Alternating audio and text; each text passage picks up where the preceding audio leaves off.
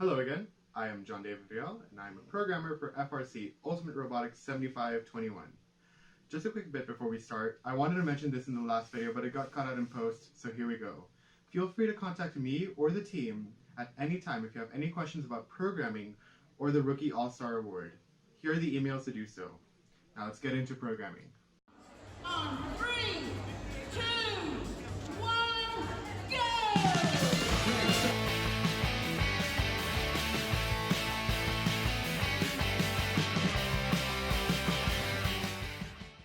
Welcome to the WPI New Project Creator menu.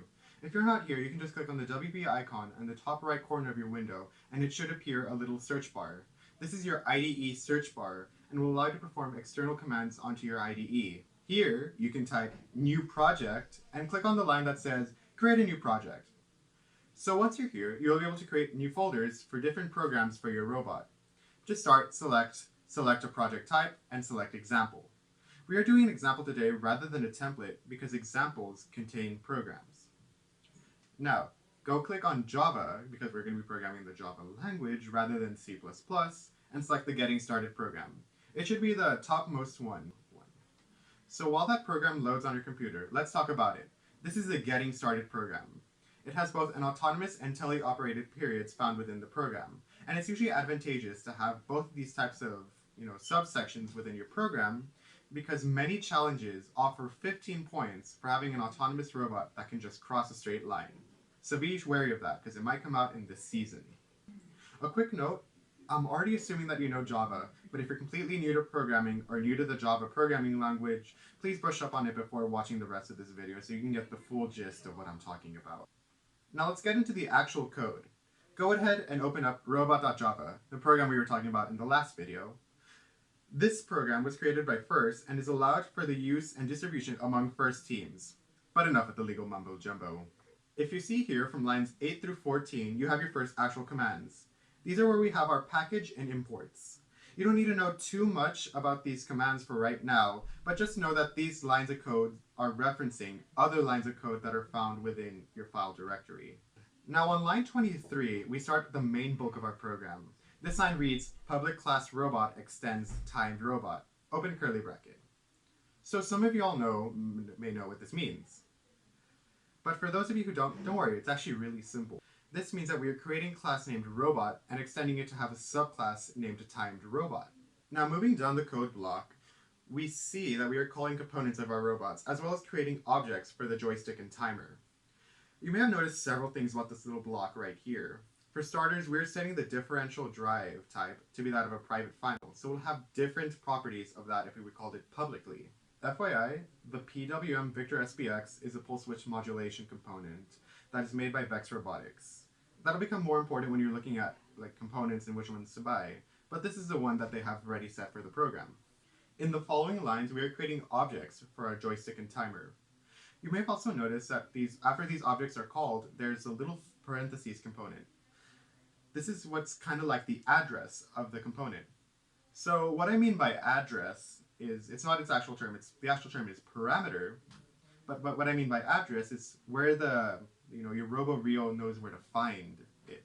So be sure to check with your electrical team on the different types of, where you can plug it in, because that's very important, because your program won't function correctly if your program and your electrical aren't set up synchronized. So please be sure you have your program synchronized before you run your program.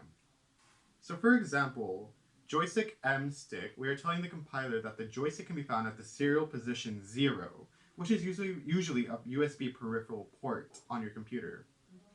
Okay, I can't stress this enough.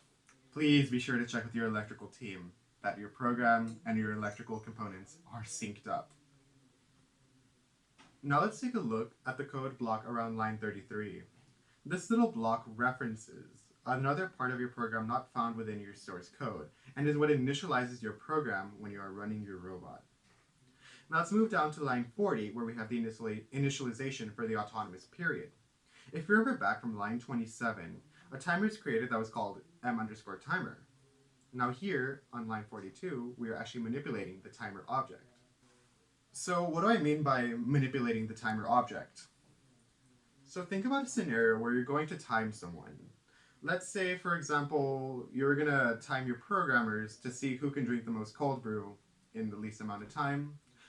Do not do that. Cold brew is super bitter, and unless you've tasted cold brew, you know how bitter it is. Okay, that was kind of weird. Getting back on topic.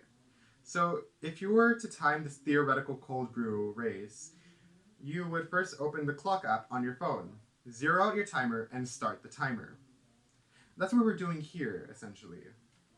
So remember back to line 27, when we created the timer object, which was the equivalent of opening up the clock app on your phone.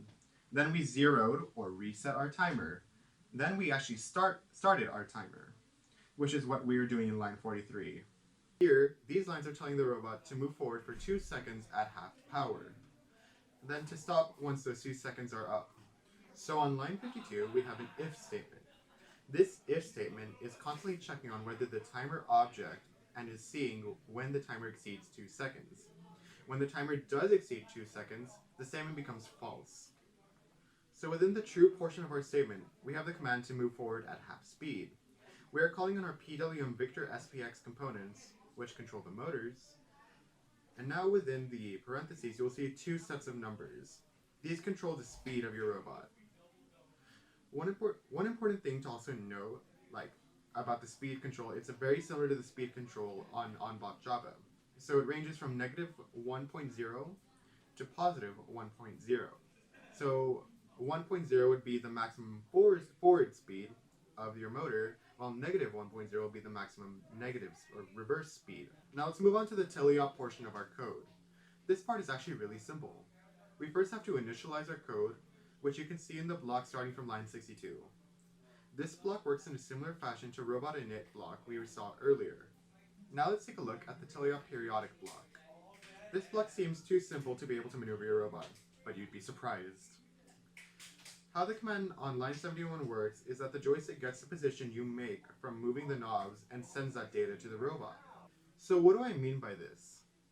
Well, let's say for instance you get your joystick, and you move your joystick up. This will let you move your motor in a forward direction, but won't necessarily move your robot forward or backward. So you have to specify that within your code by either making your speed positive or negating your speed by making it negative. And if we had moved the joystick backwards, the robot would move in the opposite direction if we had moved it forward. But why am I not specifying which direction specifically it can go? Well, that's because the direction that your robot moves is actually dependent on a lot of factors, such as motor orientation, wire placement, and whether or not you are using inverted controls. Okay, final block. Don't want to let this go though, I kind of like this here. Okay, final block. This block references a set of commands and instructions that sort of monitor your program, and do a set of tests to see nothing too out of the ordinary is happening. To recap, today we went over the getting started robot.java code. We went over all the blocks and learned what they are in charge of doing and in making sure that your robot operates successfully. I want to thank all of our sponsors for supporting our teams. Please be sure to leave a like, comment, subscribe, and check out our channel for more tutorials and future updates. Thank you and good luck to all first teams out there.